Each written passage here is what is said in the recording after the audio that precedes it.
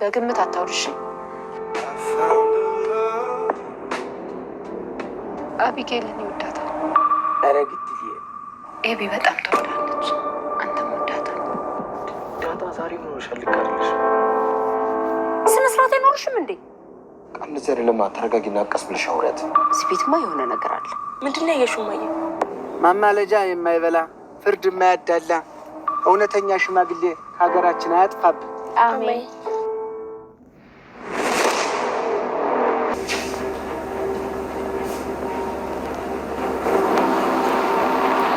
ሰላሚ፣ ቆይ አንዴ መልሼ እደውልልሻለሁ።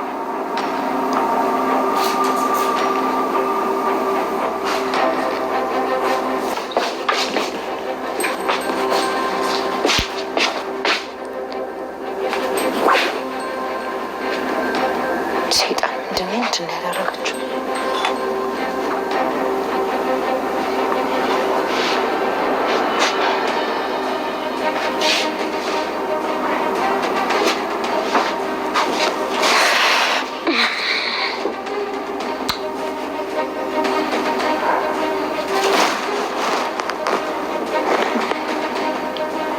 ሄሎ ሰላምዬ። ጣዬ እንዴት ነሽ? አንቺ ልጅ ግን ዛሬም ሳትመጪ ቀረሽ። ሰላምዬ እናቴ ነገ እመጣለሁ። እሺ? ምን ሆነሽ ነው? ታይ ግን እንዳቃዬ ታይ። ከምር ሰላምዬ እዚህ ቤት በቃ ጭንቅ ሆኖልሻል። በቃ አክስታችን እያመሰችው ነው። እሷ አለች በቃ ቤት። በዛ ላይ ደግሞ አባዬ ጭንቀት ውስጥ ነው ያለው። እሱማ ይገባኛል። ታዲያ ምን አለ አንቺ እንኳን ወደ እኔ መተሽ ብታርፊ። እንዴ ማይ አባዬ ጭንቀት ውስጥ ነው። ጥዬው መምጣት አለብኝ። ታዲያ አንቺ ምን ታደርጊያለሽ? በዛ ላይ ነው እየናፈቅሽኝ ነው። እሺ እናቴ በቃ እመጣለሁ። እሺ ነገ ወይም ደግሞ ከቻልኩ ዛሬ እመጣለሁ። ጋሽቴስ እንዴት ነው? ተጨንቋል ሰላምዬ፣ ተጨንቋል ነው የምልሽ። ይኸውልሽ እማዬ አክስታችን በጣም እያስጨነቀችው ነው ይመስለኛል። አክስታችን የእኔን ልጅነት ሳታውቃት ቀርም እና በጣም ያስጨነቀችው ነው። ያወቀች ይመስለኛል። ልሽ አንቺ የደረጀ ልጅ ነሽ እርሺው ገምተሽ እንጂ ምንም ማስረጃ የለሽም። ኦኬ ማስረጃ ስለሌለኝ ነው እንጂ አንቺም ልጁ መሆንሽን አምንሻል ማለት ነው። እመኚኝ ዳጣ ልጁ ነሽ። ትሰሚኛለሽ? እኔ በደንብ አይኪው ያለኝ ሰው ነኝ። እኔ ማንም ማታለል አይችልም።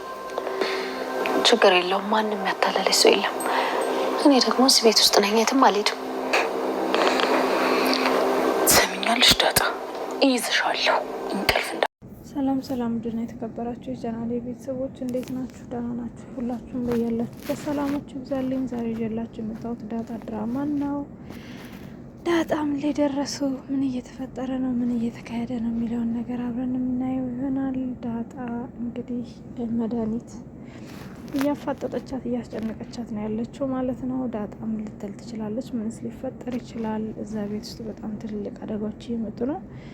መድኃኒት በምታደርጋቸው ስህተቶች ደረጀ ምን አይነት ውሳኔ ይወስናል? ደረጀ እውነት በአሁኑ ሰዓት በጣም የሚያሳዝን ሁኔታ ውስጥ ነው ያለው።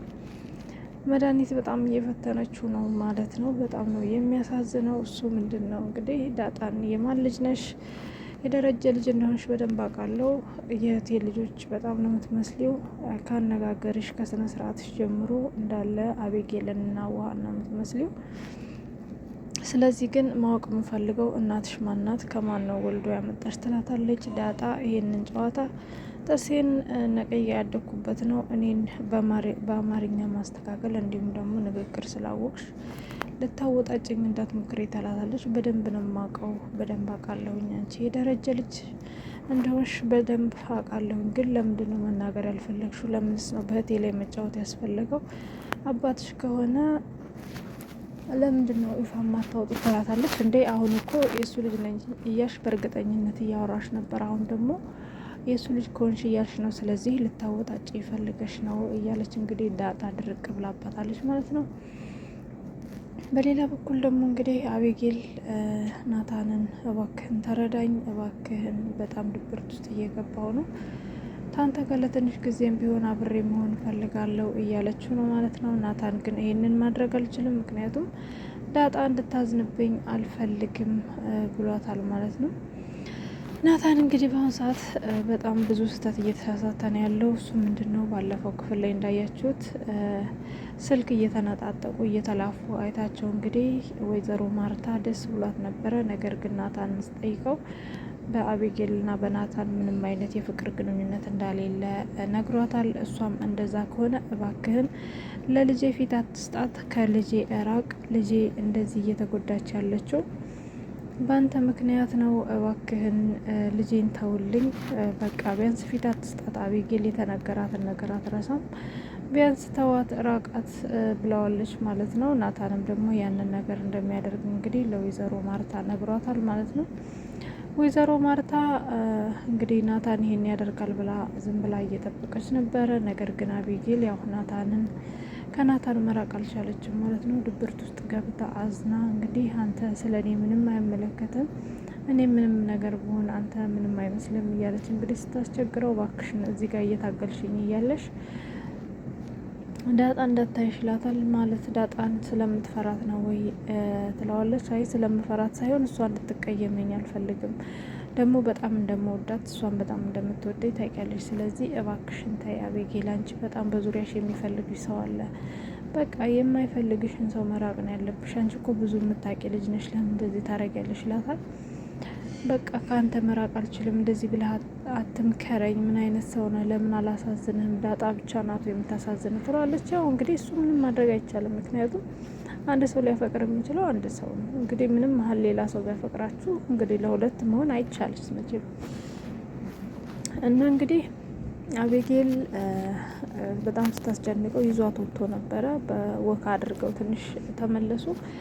እንግዲህ ወካ አድርገው ሲመለሱ እጄ ልቀቂኝ፣ አሁን ወደ ውስጥ እንግባ፣ ዳጣ እንዳታየን እና አባዬም እንዳያዩ ይላታል። ለምንድን ነው እጄን ልቀቂኝ የምትለኝ? አልፈልግም ትለዋለች። እሱም እንግዲህ ልቀቂ ብሎ ካስለቀቃት በኋላ ዳጣ በር ስር እንዳለች ስታቅ ሁሉንም ነገር እነግራታለሁኝ ለዳጣ እንደ ሳምከኝ እንደምትወደኝም እነግራታለሁ ትለዋለች። መቼ ነው ስ የሳምኩሽ? መቼስ ነው እወድሻለሁ ያልኩሽ ብሏታል ማለት ነው። እንግዲህ ይህንን ባየች ጊዜ ዳጣ በጣም ነበር ያዘነችው።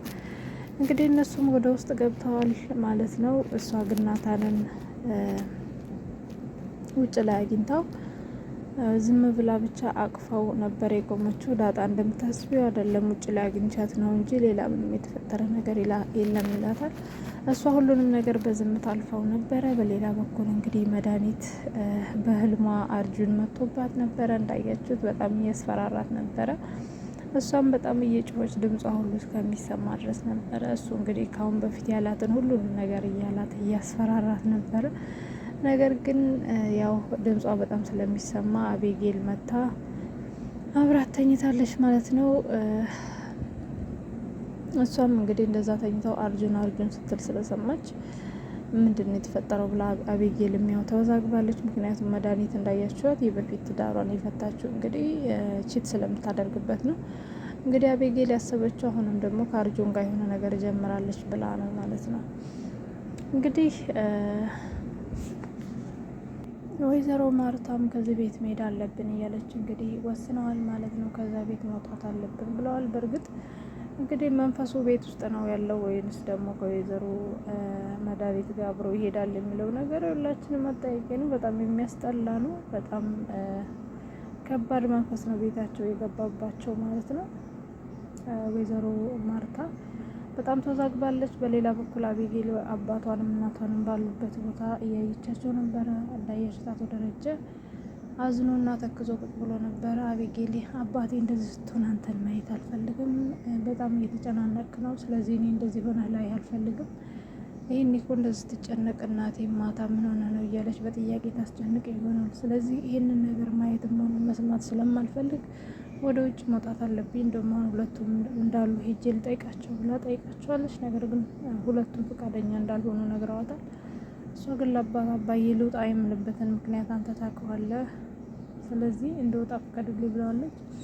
እንግዲህ ወይዘሮ ማርታ በቀጣይ ክፍል ላይ ምንድን ነው አባትሽ የሚያውቀው ነገር፣ አንቺን ስለዚህ ሀገር ላይ ስወጣሽ ያለው የሚያስጨንቅሽ ነገር ምንድን ነው ብላ አቤጌልን ትጠይቃታለች ብዬ አስባለሁኝ። እንግዲህ ያው በዛሬው ቀን በጣም ትልቅ ችግር ተፈጥሯል። እሱ ምንድን ነው ዳጣ ክላስ እንግዲህ እንዳያችሁት መድኃኒት ካሜራ አድርጋለች ማለት ነው።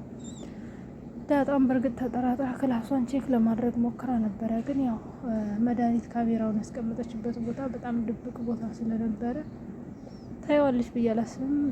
ዳጣም ልክ ክላሷ እንደገባች ነበረ ከእናቷ ማዬ ሰላም ማዬነ ሰላም እያለች እያቀያየረች እንግዲህ በጣም ሰው እንዲገባው አድርጋ ክሊር አድርጋ ነበር እያወራች የነበረው። እንግዲህ ሰላም መቼ ትመጫለሽ ምናምን ያው የእናትና የልጅ ወሬ በስነ ስርዓት እንደሚኖሩ እናቷ ሰላም እንደሆነች ዛሬ በካሜራው አማካኝነት መድኃኒት በስነ ስርዓት ታውቃለች ብዬ አስባለሁ። ሪከርድ ነው እያደረገቻት ያለችው።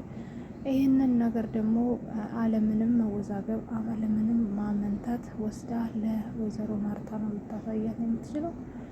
እንግዲህ ወይዘሮ ማርታ ይህንን ባየች ጊዜ እንግዲህ ቀጥታ አቶ ደረጀን የምትጠይቀው ይሆናል ማለት ነው። አቶ ደረጀም እንግዲህ ይህንን ከሰማ በኋላ ከዚህ በኋላ ማርታን መደበቅ የለበትም፣ ምክንያቱም ሁሉንም ነገር መናገር አለበት ማለት ነው። ይህንን ነገር አልተናገረም ማለት ደግሞ መድኃኒት ገና ሌላም ጉድ ታመጣለች።